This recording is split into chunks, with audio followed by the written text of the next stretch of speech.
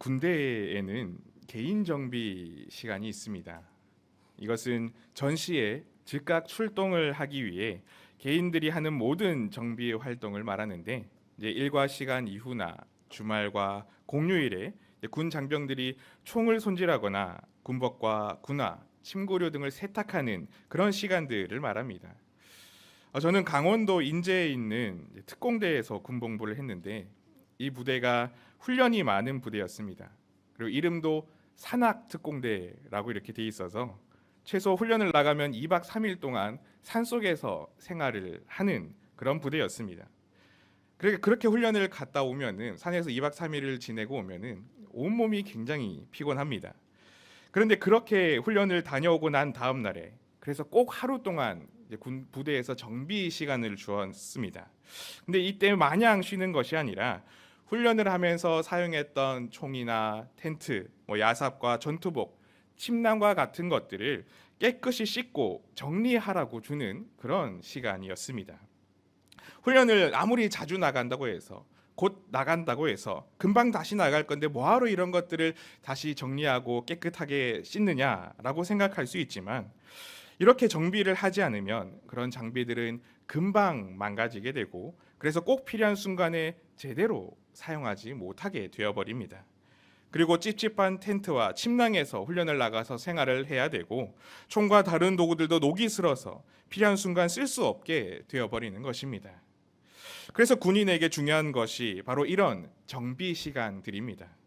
이 시간을 비상시에도 즉시로 대응하여 출동할 수 있도록 그렇게 준비하는 시간으로 삼아서 언제든지 위급한 상황에도 곧바로 대처할 수 있게 되는 것입니다. 이런 준비됨은 소소한 우리 일상에서도 항상 있는 일입니다.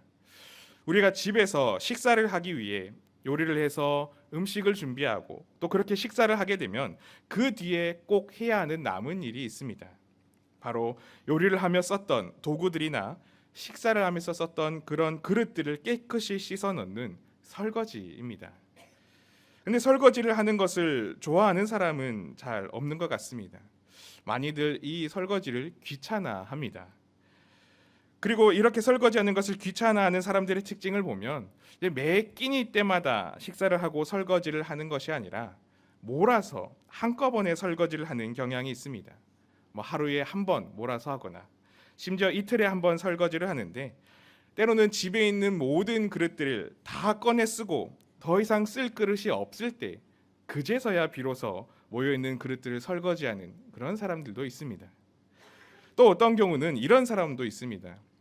식사를 해야 하는데 문제는 설거지를 너무 잔뜩 쌓아놓아서 그릇들이 없어서, 근데 그릇들을 설거지를 해서 식사를 해야 하긴 하니까 그 싱크대 설거지거리들 중에 제일 위에 있는 밥그릇, 수저, 그것만을 대충 설거지하고 그 그릇으로 밥을 먹고 다시 설거지통에 올려놓는 그런 사람들 말입니다. 얼마나 귀찮았으면 이렇게까지 하겠습니까? 그런데 이렇게 그때그때 정리하지 않고 설거지들을 쌓아놓으면 정말 필요할 때 사용할 그릇이 없어서 난감해집니다. 아무리 예쁜 그릇들이 많이 있어도 그것이 씻겨지지 않은 상태로 설거지통에만 들어있다면 그 그릇은 사용할 수 없는 그릇일 뿐입니다. 그래서 그때그때 제대로 정리하고 씻어 놓는 그 깨끗한 상태를 유지해 놓아야지만 즉시로 그 그릇들을 사용할 수가 있는 것입니다. 즉, 이 그릇들이 사용되기 위한 조건은 바로 깨끗한 상태로 준비되어 있어야 하는 것입니다. 세상의 사람들은 그릇이 어떤 재질로 만들었느냐, 그리고 얼마나 화려하여 세상적 가치가 있느냐를 가치의 기준으로 따집니다. 그래서 그런 것으로 등급을 구분하고 나누기도 합니다. 본문 20절의 말씀처럼 말입니다. 이렇게 기록합니다. 큰 집에는 금 그릇과 은 그릇뿐 아니라 나무 그릇과 질 그릇도 있어 귀하게 쓰는 것도 있고 천하게 쓰는 것도 있나니, 무엇으로 만들었는지에 따라서 등급을 나누어 귀하게 사용하는 것과 천하게 사용하는 것을 구분짓고 있습니다. 그런데 하나님께서는 이 우리라는 그릇을 그런 방식으로 구분짓지 않으십니다. 하나님께서 우리에게 가치를 부여하는 방식은 무엇으로 만들어졌고 어떤 세상적 등급을 가지고 있느냐가 아니라 사용될 수 있게 깨끗하게 준비되어 있느냐, 그렇지 않느냐, 그 기준으로 우리에게 가치를 부여하십니다. 오늘 21절 말씀에 이렇게 말씀하십니다.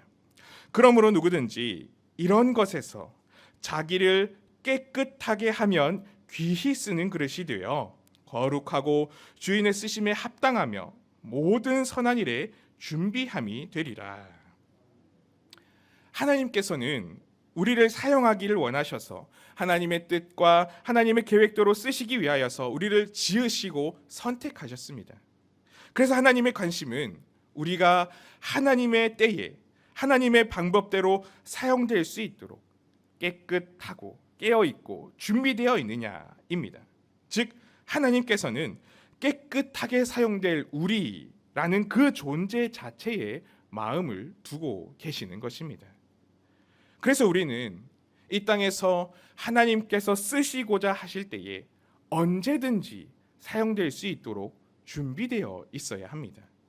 흙먼지가 묻어 있고 음식물 찌꺼기가 덕지덕지 붙어 있는 그런 준비되지 않은 상태가 아니라 정비되고 설거지되어 깨끗한 상태로 있어야만 하는 것입니다. 그렇다면 우리가 이렇게 하나님께서 사용하시기에 합당하도록 깨끗하기 위한 준비는 어떤 것인지 오늘 우리 말씀을 통해서 한번 생각을 해보고자 합니다. 오늘 바울은 거룩하고 주인의 쓰심에 합당하며 선한 일에 사용될 준비가 되기 위해서 첫 번째로 우리는 정욕을 피하고 비워야 한다라고 이렇게 권면을 하고 있습니다. 본문 22절 앞부분 말씀을 보면 이렇게 말씀합니다. 또한 너는 청년의 정욕을 피하고, 여기에서 청년의 정욕이라고 표현되어 있지만 사실은 청년에 국한되지 않는 모든 인간의 그 정욕을 가리킬 수 있는 말로 생각할 수 있습니다. 특히 여기에서 정욕이라고 번역한 이 단어의 원어는 에피디미아라는 단어인데, 이 단어는 신약 성경에서 사용될 때 주로 영적인 삶과 배치되는 그런 세속적인 욕망, 즉 인간적인 욕구를 의미할 때 주로 사용되었습니다. 즉 여기서 바울이 말하는 청년의 정욕은 세상적인 쾌락과 권력의 추구, 이 소유에 대한 집착과 같은 세속적인 욕망을 말하는 것으로 볼 수 있는 것입니다. 사람들은 누구나 행복하게 살아가기를 원합니다. 즐겁고 기분 좋은 삶이 되기를 원합니다. 그런데 문제는 그 즐겁고 행복함을 얻기 위해서 본질적인 기쁨을 추구하는 것이 아니라 순간적인 그런 쾌락을 추구하고 있다는 사실입니다. 이 시대에 만연한 성적인 쾌락을 추구하는 문화들, 무엇인가 사람의 마음을 뒤흔들고 흥분시키는 그런 새로운 자극들을 사람들은 찾으며 그것이 나에게 기쁨을 준다고 그렇게 여기고 있습니다. 그러다 보니 최근 뉴스에서는 이런 자극을 주는 마약과 같은 것들에 너무나 쉽게 노출되고 퍼져나가 있어서 심지어는 아주 어린 아이들까지 노출되어 있는 그런 안타까운 모습도 보도가 되었었습니다. 이렇게 사람들은 쾌락의 욕망을 끊임없이 자신에게 채워 놓으며 살아가고 있습니다. 또 어떤 이들은 권력의 정욕을 가득 채우려 살아가려고 합니다. 권력이라는 것은 다른 이들을 복종시키고 지배할 수 있는 그런 힘을 말합니다. 이것은 하나님께서 공평하고 동등하게 지으셔서 하나님 앞에 모든 사랑받는 귀한 존재로 창조된 그런 사람들을 나의 뜻대로, 나의 마음대로 좌지우지하고 싶어하는 그런 욕망을 말하는 것입니다. 그리고 이런 권력의 이면에는 사람들에게 인정받고자 하는 그런 욕망이 투영되어 있습니다. 사람들이 나를 알아주고 사람들이 나를 대단한 사람이라고 우러러보며 치켜 세우는 그런 것에서 만족함을 얻으려 한다는 것입니다. 또 어떤 이들은 이 땅의 것들을 한없이 소유함으로 말미암아 행복을 얻으려 합니다. 물론 이 땅에서 우리가 살아갈 때에 필요한 물질들이 있는 것은 당연합니다. 그러나 문제는 그 물질의 소유함이 이제는 욕망이 되어서 오로지 그것만을 자신의 삶에 채워 넣으려 한다는 것입니다. 우리의 삶을 윤택하게 하는 것을 넘어서 무절제한 욕망인 정욕이, 그런 욕심이 되어버리는 것입니다.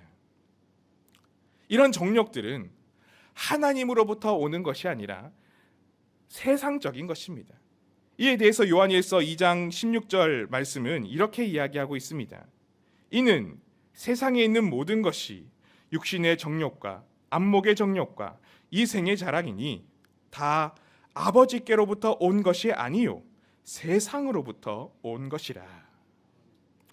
그런데 사람들은, 심지어 예수님을 믿는 그리스도인들도 삶을 살아가면서 이런 세속적인 욕망과 인간적인 욕구를 끊임없이 자신에게 채워 넣으려고 합니다. 어쩌면 지금 우리도 이미 이런 것으로 가득 채우기 위해 살아가고 있는지도 모릅니다. 그런데 문제는 이런 정욕들은 하나님께서 보실 때에 전혀 깨끗한 것이 아니라는 사실입니다. 이런 정욕은 깨끗하고 맛있는 요리로 그릇에 담겨 있는 것이 아니라 반드시 닦고 지워버려야 하는 설거지거리들이라는 사실입니다. 이런 것들이 가득 차 있으면 하나님이 사용하실 그릇으로서의 우리의 용도는 가치가 없는 것이 되어버리고 맙니다. 더러운 그릇에 음식물을 담으면 그 음식물도 못 먹는 음식이 되어버리는 것처럼 이런 정욕은 하나님의 은혜가 우리에게 자리 잡지 못하도록 회방하는 것들이 되어버립니다.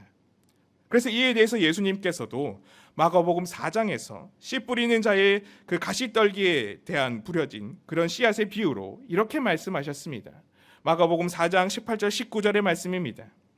또 어떤 이는 가시떨기에 뿌려진 자니 이들은 말씀을 듣기는 하되 세상의 염려와 재물의 유혹과 기타 욕심이 들어와 말씀을 막아 결실하지 못하게 되는 자요. 정욕이라는 것은 말씀과 은혜가 우리에게서 결실하지 못하게 막는 그런 것이 된다고 예수님께서도 말씀하셨던 것입니다. 하나님께서 쓰시는 사람은 이런 세상의 정욕을 버린 자여야 합니다. 이 정욕을 이길 수 있는 사람이어야 합니다. 베드로 사도도 하나님의 백성이요 긍휼을 얻은 자는 이것을 이겨야 한다고 베드로전서 2장 11절 말씀에서 이렇게 이야기를 했습니다. 사랑하는 자들아, 거류민과 나그네 같은 너희를 권하노니 영혼을 거슬러 싸우는 육체의 정욕을 제어하라. 이 정욕이 하나님의 말씀이 우리에게 뿌리내리지 못하게 하지 않도록, 하나님의 사용하심에 걸림돌이 되지 않도록 우리는 이것을 깨끗이 비우고 씻음으로 말미암아 온전해야 하는 것입니다. 사랑하는 우리 모두는 이렇게 깨끗이 비우고 씻음으로 말미암아 하나님께서 쓰시고자 하실 때에 그 즉시로 귀하게 사용될 수 있는 그런 하나님이 사용하시는 귀한 그릇들이 다 되실 수 있으시기를 바랍니다. 그래서 하나님의 은혜의 열매를 결실할 수 있는 그런 우리들이 다 될 수 있기를 간절히 축복합니다. 또 두 번째로, 우리가 하나님이 쓰시기에 합당한 그릇으로 준비되기 위해서는 깨끗이 비운 그 자리에 이제는 하나님의 마음과 예수님의 성품으로 채워 놓아야만 합니다. 본문 22절 말씀에 이렇게 말씀하고 있습니다. 또한 너는 청년의 정욕을 피하고 주를 깨끗한 마음으로 부르는 자들과 함께 의와 믿음과 사랑과 화평을 따르라. 하나님이 사용하시기에 합당한 우리가 되기 위해서는 이 세상적인 가치를 따르며 세상이 추구하는 그 정욕을 피하여 그것을 이제는 깨끗이 비우고 이제는 하나님의 성품과 예수님의 그 하나님께서 주시는 가치인 의와 믿음과 사랑과 화평을 채워 나가야 합니다. 먼저 말씀에서 이야기하는 의와 믿음은 우리가 이 땅에서 누구로 채워져야 하는지를 분명하게 일러주는 단어입니다. 의라는 것은 법정에서 죄가 없다는 의미로 사용되는 단어로 우리가 공의로우신 그 하나님의 뜻에 합하는 그런 마음의 상태를 가져야 한다는 것을 말해줍니다. 하나님께서는 우리를 그저 은혜로 죄가 없다고 말씀하여 주셨습니다. 로마서에서 바울이 말하였던 것처럼 하나님의 의가 나타나서 우리의 그 모든 죄를 덮으셨고 용서하여 주셨습니다. 그런 우리가 다시 죄악을 품고 행하는 것은 하나님이 우리를 깨끗게 하셨음에도 불구하고 다시 진흙구덩이로 스스로 들어가는 그런 행위인 것입니다. 그렇기 때문에 우리는 끊임없이 하나님 앞에 하나님의 의로 온전하기 위해 정직함과 하나님의 그 선함으로 훈련되어야만 하는 것입니다. 그리고 믿음은 하나님을 전적으로 신뢰하며 의지하는 그 마음을 말하는 것입니다. 우리를 사용하시는 분은 오직 하나님이시기에 우리의 모든 것, 우리의 지금의 상황과 미래의 계획, 우리를 둘러싸고 있는 그 모든 여건들조차도 이 하나님께 달려있음을 신뢰하는 것이 바로 믿음입니다. 내 생각과는 달라 보여도 하나님이 사용하실 때에는 반드시 길이 있고 놀라운 은혜의 역사가 있다는 것을 신뢰하는 것이 바로 이 믿음이라는 것입니다. 즉 이렇게 보면 하나님께서 쓰시는 그릇이 되기 위하여 이 의와 믿음을 따른다는 것은 하나님의 뜻에 합한 그 의로움이 채워지는 사람, 정직함이 채워지는 사람이고 하나님을 전적으로 신뢰하여 의지하는 사람, 즉 하나님으로 온전히 채워지는 그런 믿음의 사람이어야 한다는 것을 우리에게 말해주고 있습니다. 그리고 또 우리는 예수님의 성품으로 채워져야만 합니다. 그것은 바로 사랑과 화평이라고 말씀하고 있습니다. 예수님은 사랑이십니다. 죄인을 위하여 십자가에서 대신 죽으신 그 사랑, 원수까지도 용서하시며 자비를 베푸신 그 사랑, 그 사랑을 우리 안에도 채워가야만 합니다. 요한일서 4장 10절에서 11절 말씀에 보면 이렇게 말씀하고 있습니다. 사랑은 여기 있으니 우리가 하나님을 사랑한 것이 아니요 하나님이 우리를 사랑하사 우리 죄를 속하기 위하여 화목제물로 그 아들을 보내셨습니다. 사랑하는 자들아, 하나님이 이같이 우리를 사랑하셨은즉 우리도 서로 사랑하는 것이 마땅하도다. 하나님을 사랑하는 것을 넘어서 우리는 서로 사랑하는 그 예수님의 사랑의 마음으로 채워야만 이 땅에서 하나님께서 쓰시는 그 사랑의 도구로 쓰임받을 수 있는 것입니다. 그리고 우리는 화평을 이루는 자들이어야 합니다. 화평은 둘을 하나로 만드는 것이라고 바울은 말하였습니다. 다툼으로 나뉘고 분열된 것을 온유함으로 참고 선하게 합하여 진정한 화해를 이루고 하나 되게 하는 것, 그것이 바로 화평입니다. 그리고 예수님께서도 이렇게 화평을 이루는 사람은 하나님이 쓰시는 사람이라고 말씀하시기도 하셨습니다. 마태복음 5장 9절에 팔복의 말씀에 이렇게 말씀합니다. 화평하게 하는 자는 복이 있나니 그들이 하나님의 아들이라 일컬음을 받을 것임이요. 화평케 하는 자는 하나님의 아들이요 하나님이 쓰시기에 합당한 그 그릇이 된다는 것입니다. 이렇게 우리는 하나님께서 사용하시기에 합당한 깨끗함들을 채워 나아갈 때에 의와 믿음과 사랑과 화평을 가득 채워서 그것으로 하나님의 살아계심과 예수 그리스도를 통해 모든 사람을 의롭다 하시며 값없이 베풀어 주시는 은혜를 증거하는 하나님의 복음을 담은 그런 그릇이 될 수가 있는 것입니다. 우리가 이렇게 하나님으로 채워지지 못하면 하나님의 그 용도에 맞게 결코 사용될 수 없을 것입니다. 그렇기 때문에 우리는 늘 하나님의 마음으로 예수님의 성품으로 빈틈없이 채워짐으로 준비된 그런 그리스도인들이 되어야 하는 것입니다. 하나님께서는 이 시대에 우리를 사용하시기를 간절히 원하고 계십니다. 제가 지난번에도 한번 말씀을 드렸지만 하나님께서는 그 어떤 꽃들도 모두가 아름다운 꽃이라 칭찬하시는 것처럼 우리가 어떤 모양을 가지고 있든지 어떤 세월을 지나왔든지 지금 부하든지 지금 천하든지 젊든지 나이가 지긋하든지 상관이 없이 우리 모두를 이 시대에 하나님의 향기를 드러내며 하나님의 마음을 담아내는 아름다운 그릇으로 사용하기를 원하고 계십니다.